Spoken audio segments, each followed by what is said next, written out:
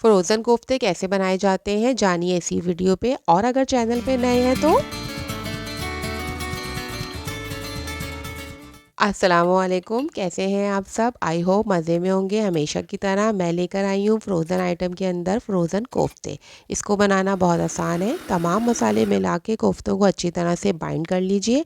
Binding करने के बाद इसको मिक्सचर में पीस लीजिए और पीसने के बाद इसको अच्छी तरह से हाथों से गूंद लीजिए।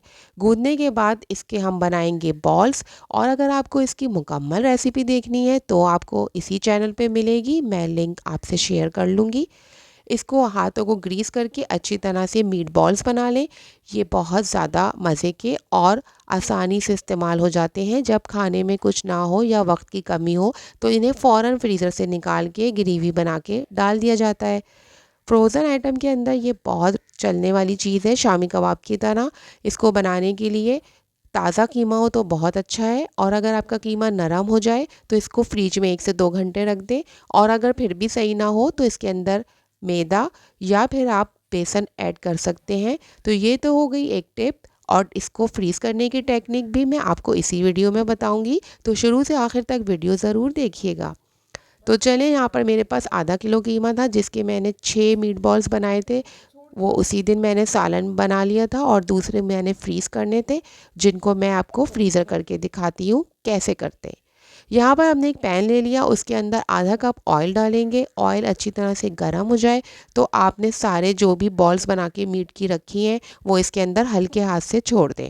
ना आंच आपकी ज़्यादा हल्की या धीमी हो और ना ही बहुत ज़्यादा तेज़ हो। इस तरह से हमें इनको शैलो फ्राई करना है। और ये बार बार चमचा ना चलाएं, हल्के हाथ से डालने के बाद इनको थोड़ी देर छोड़ दें।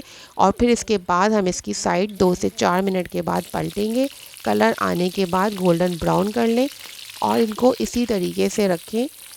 ये बहुत आसानी से बन जाते हैं और बहुत ज़्यादा मज़ेदार भी होते हैं। इसकी पूरी रेसिपी आपको इसी वीडियो में मिलेगी। यहाँ पर मैं आपसे सिर्फ फ्रोज़न करने का टेक्निक शेयर कर रही हूँ।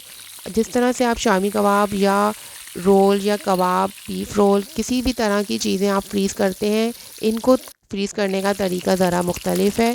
वो ये कि इनको पहले आपने फ्राई करना है और फ्राई करने के बाद किसी नैपकिन और पेपर पे निकाल लें। अब हम इनको फ्रीज़ करेंगे, लेकिन उससे पहले इनको ठंडा करेंगे। 2 बैच में मैंने फ्राई किए थे, 6 मैंने तल लिए थे और 6 मैं आपको फ्रीज़ करके दिखाती हूँ। इस तरह के ज़िप लॉक बैग जो हम अक्सर फ्रीज़र में यूज़ करते हैं चीज़ों को, सब्जियों को स्टोर करने में, या फिर इस तरह के फ्रोज़न आइटम के लिए, आप इस तरह से इनको डाल दें। और गोला कबाब भी इसी तरह से बनते हैं। यहाँ पर ये इतने मज़े के थे कि 6 की बजाय 5 रह गए थे।